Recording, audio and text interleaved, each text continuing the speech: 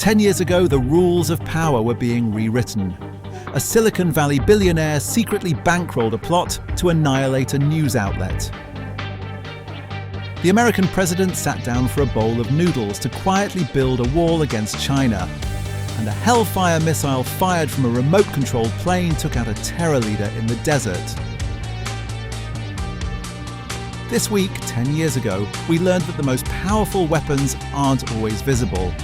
Sometimes they are hidden in courtrooms, in trade deals, or miles above the clouds. This is Minus 10. We look back exactly 1 decade to understand how we got here.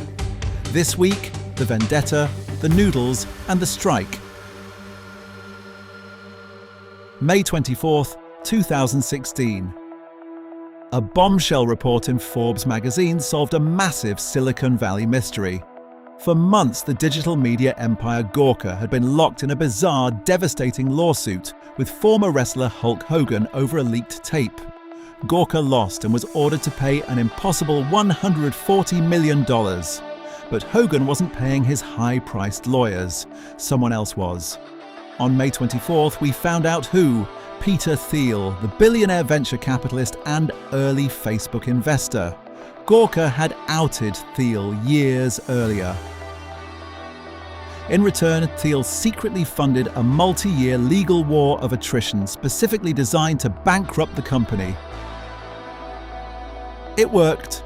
It was a chilling turning point for journalism. 10 years later, as billionaires own even more of the digital public square, May 2016 stands as the moment the ultra-rich realized they didn't just have to complain about the press, they had the money to simply turn it off. While a billionaire was flexing his power in America, the American president was projecting a very different kind of power in Asia. On May 23, 2016, Barack Obama touched down in Vietnam. The headline was monumental. The US was fully lifting a decades-old lethal arms embargo against its former enemy. Why? Because the US needed allies to counter a rapidly expanding China in the South China Sea. It was raw, calculated geopolitics. But the image the world actually remembers from this trip didn't happen in a state house. It happened in a working-class restaurant in Hanoi on plastic blue stools over a $6 bowl of bun cha and cold Hanoi beers. Obama sat down with chef and traveler Anthony Bourdain. It was a masterclass in soft power. 10 years later, with Bourdain gone and global relations more fractured than ever, that simple dinner feels like a time capsule of a more optimistic world. But the optimism of that week had a dark, violent shadow. On May 21, 2016, in a remote region of Pakistan, a white Toyota Corolla was driving down a highway. Miles above it, an American drone was watching. The US military fired multiple Hellfire missiles, completely incinerating the car. The target was Mullah Akhtar Mansour, the supreme leader of the Afghan Taliban. The strike was considered a massive tactical victory at the time.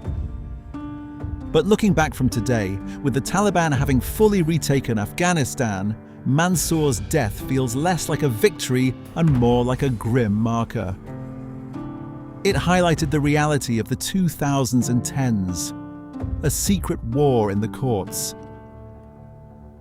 a quiet meal to build an alliance, and a sudden strike from the heavens. 3 different ways to wield power in the modern age, all unfolding in exactly the same week. This has been Minus 10. See you in the future. Next week, 17 years of engineering culminates in the opening of the world's longest tunnel. A single moment at a zoo triggers an internet phenomenon that refuses to die, and the mystery of Prince's death is finally solved by a single counterfeit pill. Hit subscribe to be here when we look back at the week of May 27, 2016.